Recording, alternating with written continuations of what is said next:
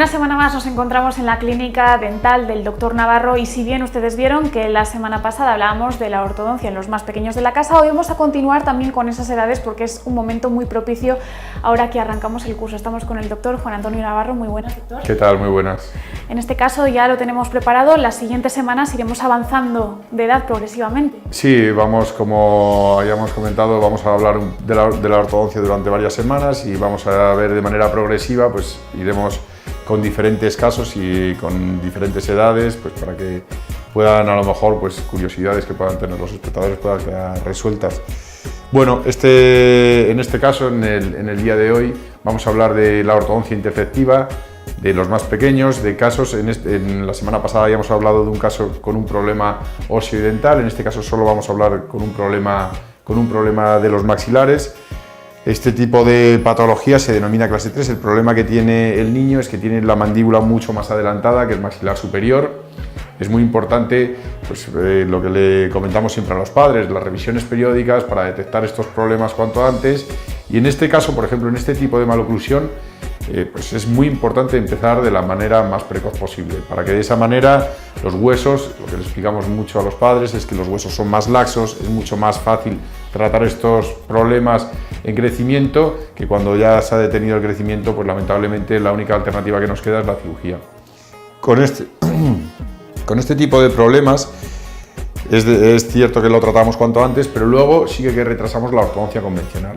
Le tratamos de manera precoz a los 6-7 años para que de esa manera tengamos ese hueso más laxo, como decía, pero luego con la ortodoncia definitiva, como no podemos predecir exactamente los picos de crecimiento que puede tener el niño, sí que lo retrasamos la ortodoncia convencional hasta los 15-16 años. Luego, para que de esa manera veamos que los picos de crecimiento no van a darnos problemas, porque es una patología que suele recidivar bastante, el problema de la mandíbula adelantada. Hemos tenido casos que hemos dejado perfectamente resueltos en edades tempranas y que luego niños han vuelto a crecer y la única alternativa que nos queda en esos casos sería ortodoncia convencional, pues mezclada con cirugía ortognática. En esos casos son casos pues quizás más complicados, pero de todas maneras, aunque no podamos hacer una predicción exacta de cómo va a crecer el niño, nuestra recomendación sin ningún tipo de duda es tratarle de manera precoz, pues para minimizar en el peor de los casos que vaya a crecer y que tuviéramos que hacer una cirugía, para que esa cirugía pues fuera lo más leve posible.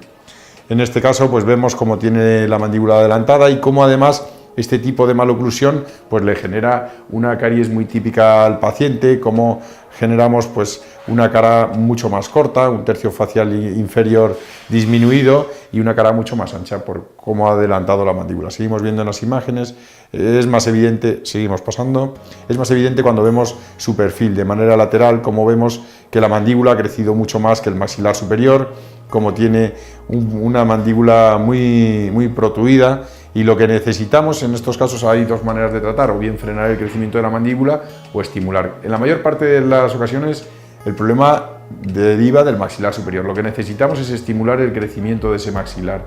Entonces, para ello, nosotros seguimos viendo, bueno, vemos cómo tiene un mentón también bastante prominente y cómo pues tiene esa maloclusión tan característica. Con el aparato, nosotros en este tipo de maloclusión lleva dos aparatos combinados. Un aparato que lo que hacemos primero, porque aparte tenía otra maloclusión, lo que vemos en las imágenes es una compresión en el maxilar superior, es decir, el maxilar superior no ha podido crecer porque se encuentra encajonado dentro de la mandíbula, tiene mordida cruzada, como habíamos dicho en el programa anterior, entonces lo que necesitamos primero es expandir el maxilar superior y una vez que lo hayamos expandido, luego necesitamos un avance a nivel sagital de ese mismo maxilar para que de esa manera pues, podamos estimular ese crecimiento que necesitamos. Seguimos viendo, bueno, vemos cómo los dientes del maxilar superior se encuentran por detrás del maxilar inferior, como es una mordida patológica, seguimos viéndolo. Seguimos pasando las imágenes, vemos también cómo se encuentra una ligera compresión, como habíamos dicho en muchas de las ocasiones, pues favorecida por hábitos que tienen los niños, como pueda ser el chupete o la succión del dedo. Seguimos viendo las imágenes, el maxilar inferior en principio estaba bien, tenía un crecimiento adecuado. Bueno, aquí es una radiografía para que vean, en estos casos siempre hacemos radiografías pues para ver el crecimiento. Lo que también veíamos en la radiografía era mucho apiñamiento. Cuando vemos que el maxilar superior no ha crecido de manera transversal, el problema es que se suelen apiñar los dientes y no tienen espacio para erupcionar. Por eso necesitamos primero expandir para que puedan tener el espacio suficiente y luego, como decía anteriormente, adelantarlo. Seguimos viendo las imágenes como la radiografía es una radiografía muy característica, como se ve como la mandíbula adelanta en varios milímetros al maxilar superior.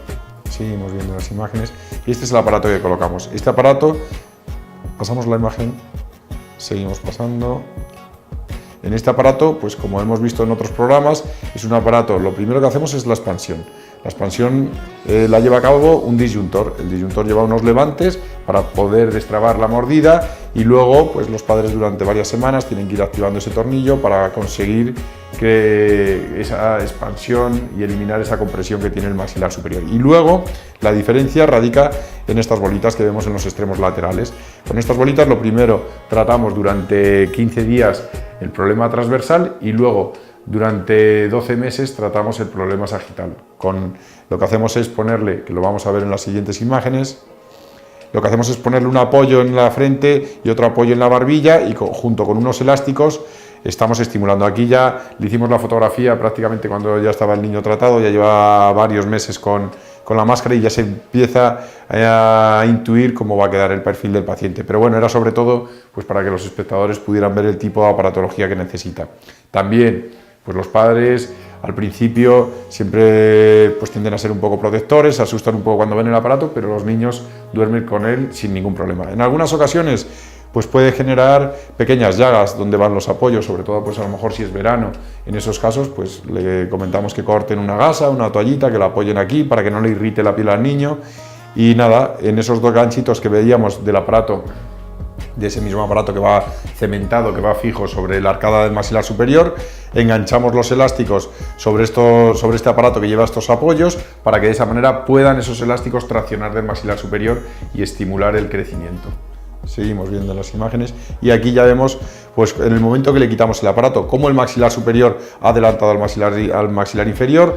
Lo que comentábamos cuando quitamos los disyuntores, es un aparato que lleva unos topes, con lo que le van a quedar estos dientes sin oclusión, que los padres ya nosotros siempre les comentamos que al quitar el aparato se puede llevar algún diente, que son de los de leche, y que también que no va a cerrar bien durante los primeros días, que dieta blanda, pero que en un par de meses engrana todo perfectamente, como veremos en las siguientes imágenes. Bueno, vemos la cara del paciente, cómo ha cambiado drásticamente, el perfil del paciente es muy característico, el cambio, la cara, cómo hemos conseguido adelantar ese maxilar superior y bueno, es que prácticamente parecen niños diferentes.